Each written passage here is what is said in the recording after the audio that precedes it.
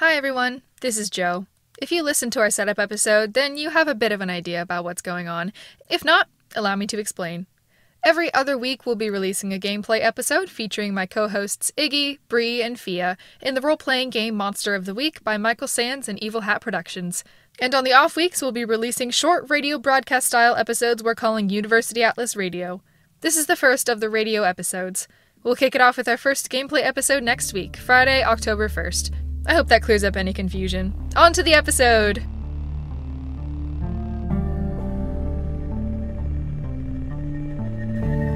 You're listening to University Atlas Radio, Episode 1, Orientation.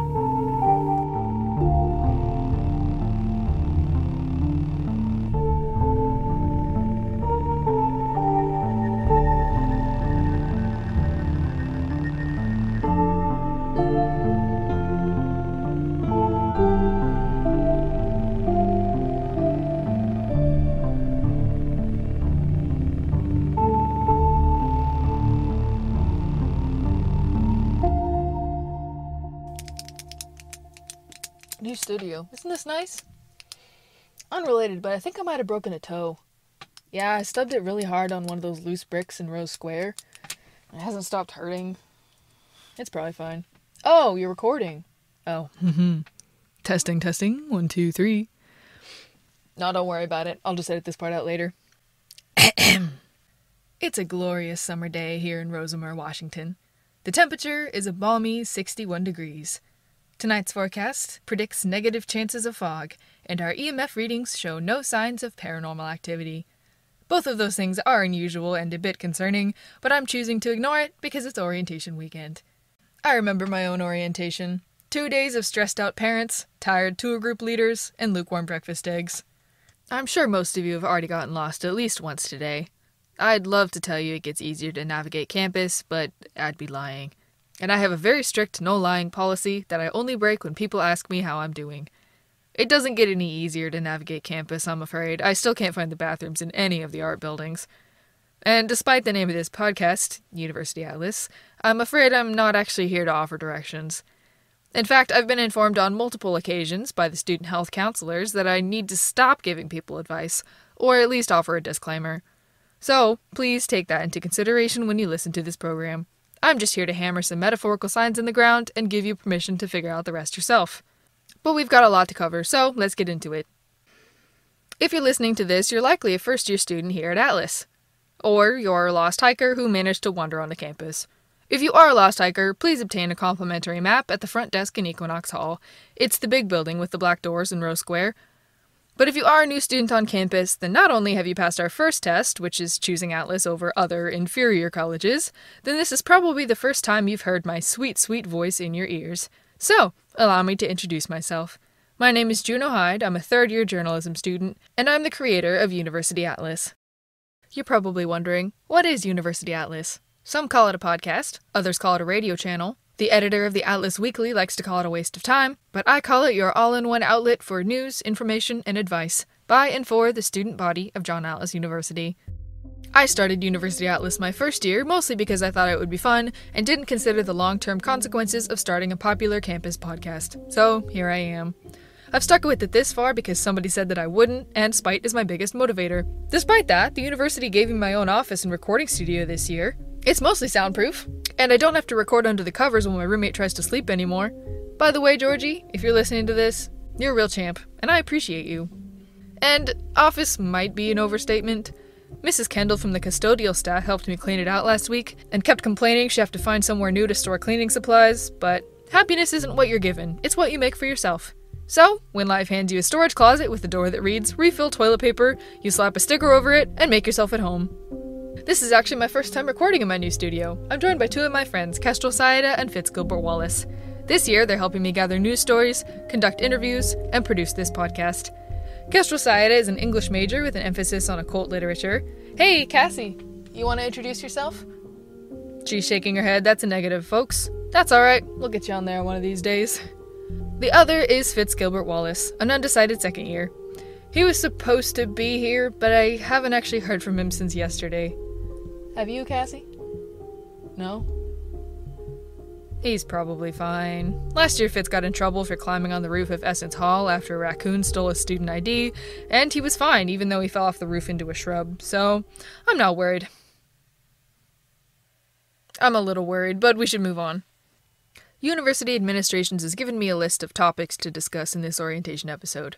Those things are diversity and inclusivity policies, parking, accommodations for vampire and lycanthrope students, destinations in Rosemer, and last but not least, anti-ghost security measures on campus. They've also written out the exact words they'd like me to say, but not only has someone done some extensive editing with some Sharpies, I suspect Fitz, I also refuse to read anything on this show that sounds like a textbook. And this writing is so dry I could use it as a towel.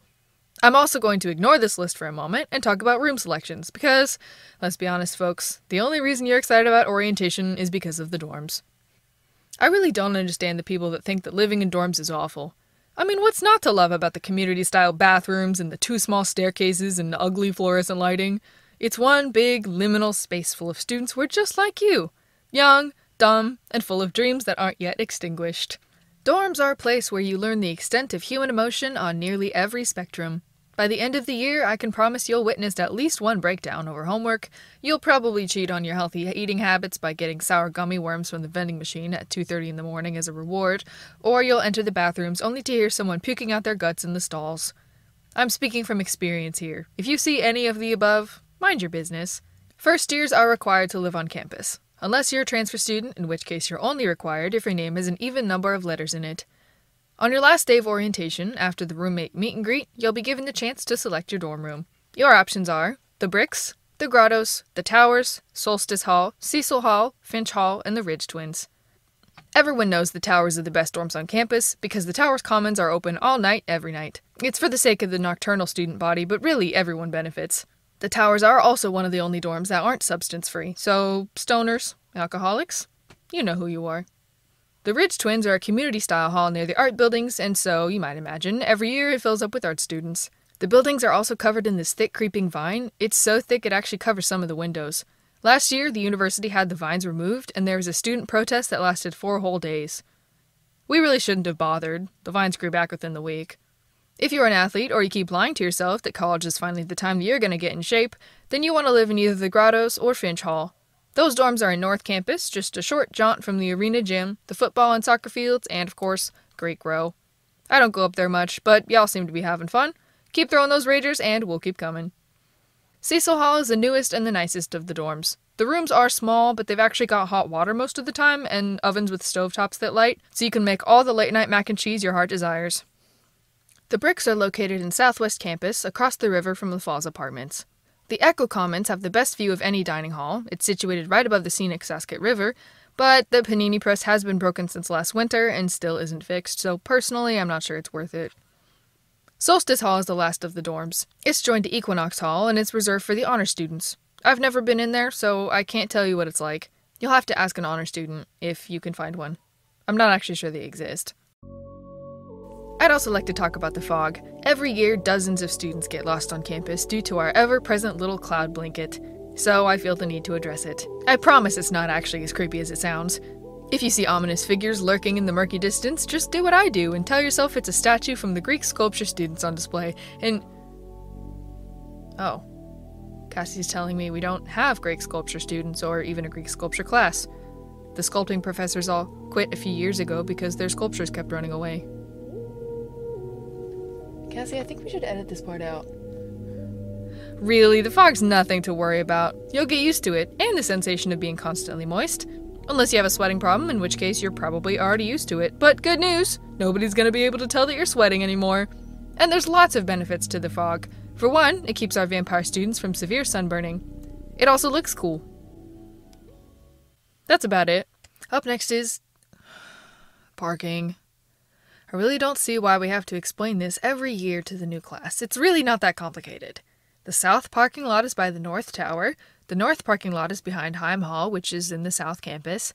The west and northwest parking lots are by the east tower, and the southeast parking lots are next to the arena gymnasium, which is in the northwest corner of campus. Like I said, it's really not complicated. And be sure to have your parking pass in your windshield. You wouldn't want parking enforcement to slash your tires on orientation weekend, and trust me, they take their job very seriously.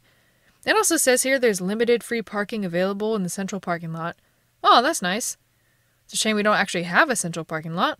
Who wrote this news release? Was it Fitz? He should know better than to accept any news releases from the Atlas Weekly staff. That's the student newspaper, by the way. They've had it out for me ever since my show got voted more popular than the student survey 2 years ago. We've been enemies ever since. I mentioned earlier the nocturnally inclined student body, so let's talk about student resources for minorities. John Atlas University's student body is 5.8% vampires and 3.3% lycanthropes, which is more than triple the national average. Part of that, no doubt, is due to the fog, which is a great protection for those with severe sun allergies, but it's more than just the natural sun barrier that makes all students here feel safe. John Atlas University has a strictly enforced no discrimination policy and is happy to welcome students of all backgrounds, races, ethnicities, gender identities, sexualities, religions, curses, conditions, and disabilities here on campus. And the university has taken great measures to make education accessible for all. For example, did you know that the entire campus is wheelchair accessible? John Atlas, the founder of this school's adopted daughter Annabeth used a wheelchair, and he wanted to make sure that nothing on campus was off limits to her. The exception is the basement of Boiler Hall. There's an elevator, it just refuses to go down. They tried fixing it last year, but I heard rumors they encountered various issues, the worst of which was the fact that the basement no longer exists. I'm sure you all heard this in your morning orientation session, but allow me to remind you of all the student resources available to vampire and lycanthrope students. Over 3/4 of vampires and lycanthropes experience severe insomnia, so the Tower Commons are open 24 hours a day. Industrial-grade umbrellas and 500 SPF sunscreen are free upon request from the Student Resource Desk, and weekly blood drives are held at the Atlas Union with our Give a Meal, Get a Meal Foundation that provides food to both the provider and the receiver of such grateful donations. Remember, John Atlas University does not condone unhealthy blood drinking practices, such as drinking while inebriated or under the influence of drugs. Taking blood without sober consent will result in severe consequences. For the lycanthropes, lint rollers and David Ruster's Super Strength Dry Dog Deodorant may be obtained in the bookstore gift shop free of charge. The Student Health Center is open 24 hours a day, and they've got extra staff during the full moon for any transformation-related injuries or pains. Lycanthropes and vampires aren't the only minorities that the university offers resources to. You've already heard all this in your morning session, but allow me to recommend visiting the Resources Desk in the Atlas Union Student Center, which includes the Disability Access Center, Student Outreach Services, and the Ethnic Student Center, where you can get information on anti-discrimination policies, diversity scholarships, person of color clubs and events, and the student unions for Black, Chinese, Japanese, Korean, Filipino, Indigenous, and Latinx students. As for the LGBTQIA+ student body, we have a zero-tolerance policy for discrimination against any queer-identifying students, professors, or staff. We've got multiple LGBT clubs on campus, including the Atlas Gamers, Queer and Trans People of Color, the Atlas Alphabet, and more. You can find more information on those in the Atlas Union, at the Student Resource Desk, online at jau.edu/clubs, or during our involvement fair, which takes place move-in weekend. There's also a Queer Resources Center in the Atlas Union, on the second floor. It's a great place to chill, study, learn about upcoming events or club activities on campus, and they've got a coffee machine. Speaking of which, I've been meaning to ask Casey Peach if something happened to that coffee machine. Last I checked, there was only decaf instant coffee and a hot water boiler. A lot of you new students are here at orientation with your parents, guardians, or found family. If you're looking for places in Rosemer to visit this orientation weekend with your parents, then I have a few suggestions. There's this old abandoned lighthouse on Kurdicon Island, about 1/4 mile off the coast. When the tide goes down, it is possible to walk along the sandbars to reach it, but the water is very cold, and there's quite a lot of vengeful crabs, so I wouldn't recommend it. Instead, you can take a tour boat from the docks right on Main Street. It goes 3 times a day, and tickets are just $6. Main Street is also worth a quick jaunt. There's a cat cafe, a dog cafe, a ferret cafe, a crow cafe, and a dozen other cafes where animals aren't allowed. There's Rosemer Falls, just south of campus. It's a short hike from the parking lot, or you can take the long way through the Kurdicon Woods from the west parking lot next to the east tower. Just don't go hiking after dark. I really shouldn't have to say that, but you'd be surprised. On a similar note, if you're interested in paranormal history, there's a section in the Hide Library where some super haunted artifacts are kept behind glass. I'd suggest visiting after dark if you can. You'll be able to see some spirits. That brings me to my next topic, the anti-ghost security measures employed by John Atlas University to keep our students safe. John Atlas University is known for having the most vampire and lycanthrope students of any U.S. college, but it's also ranked #1 most haunted campus, with more reported ghost sightings, hauntings, banishments, and exorcisms performed here than any other college or university in America. I'm not telling you this to frighten you. Well, maybe a little, but you don't have to worry because John Ellis University is also ranked the #1 in defense against paranormal forces. Our campus security forces are well-trained ghost hunters led by Father Phineas and his priests from the White Woods Chapel, who together have performed over 100 successful exorcisms during their careers here on campus. Your resident advisors have also been trained in appropriate anti-ghost measures, as well as emergency containment methods. So, if you encounter a ghost in your dorm community, be sure to go running and screaming down the halls to their door and bang on it until they help you. They love that. And, if you believe university legend, and also Jamie Diggs, who claims to have been saved by them last year, there's rumored to be an angel living in Rosemer. A real angel. I can't say I believe Jamie, but maybe we'll see. Lavender, salt, and iron flakes can be acquired at your dorm's front desk and also at the campus security office, which is beside the Student Health Center. If you're being haunted or suspected demonic presence in your life, you can also acquire emergency holy water. And, because this happens every year, I feel obligated to remind you all that holy water is not a toy, and can cause significant damage when used irresponsibly. Do not have water fights with the holy water super soakers. I've got my eyes on you, Greek Row, all 3 of them. We are not going to have a repeat of last Halloween. In addition to campus security, John Ellis University also employs the use of spook teams. That's Student Paranormal Organized Operations and Knowledge Teams, if you didn't know. Spook teams are groups of 2 to 4 students skilled in the art of ghost hunting, containing, and vanquishing, and they patrol campus at night, armed to the nines with lavender, salt, and iron, ready to face down the first creature that dares to go bump in the night. I myself, along with Cassie here and Fitz, make up one of those spook teams. We're called the Red Eyes. And, because I like to brag, last year we scored 2nd highest in the number of successful ghost banishments. If you're interested in joining a spook team, be sure to mark the appropriate box on the housing website when you sign up at the end of orientation. You'll be paired up with a few other students.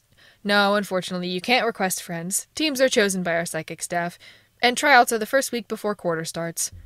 Be warned, friends and fellow students. This job is not for the faint of heart. If you fail to meet the physical and psychological standards set by the university, don't take it personally, really. It's for the best. They're trying to protect you. But if your team does make it, get ready for some long, cold nights and terrifying battles against spirits and the undead that will challenge your concept of fear. The world of Haunted Night awaits you, intrepid ghost hunters. I hope you're ready. Benefits include free housing, a killer addition to your resume, high risk of injury, inseparable friendships, and the occasional haunted trophy.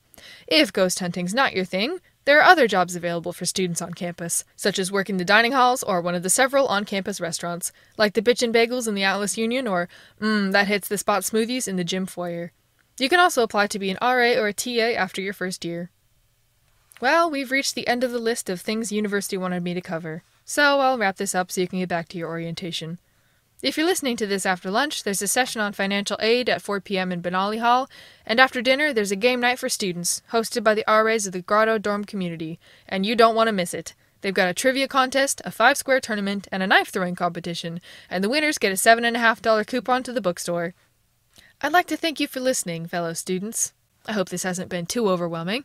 Your first year at college can be a lot, I know, but I promise you'll get the hang of it. I hope you've enjoyed listening to my voice as much as I like to hear myself talk, and that my infinite wisdom makes your orientation pass all the smoother. My final words of wisdom are, watch out for raccoons, and if the statues in the Rose Square look like they're watching you, they probably are. Don't make eye contact. Thanks for listening to University Atlas. This is Juno Hide signing off. Hi, I'm Jo Griffin, the voice of Juno Hide and the creator of University Atlas. I'd like to thank you so much for listening. If you enjoyed this episode, please consider leaving us a review on iTunes or sharing this podcast with a friend. We really appreciate it, and it's the best way to help us grow. Tweet about us using the hashtag UniversityAtlas or follow us on Twitter at @TheAtlasCast to stay updated on news and new releases. I'd also like to thank Suzanna Jelsema for our incredible theme song. She's a great friend of mine and an incredible composer. If you'd like to check out more of her work, please visit her website, Viiscordsj.com. We've got a link to that in the episode description. This episode was written, performed, and edited by Jo Griffin.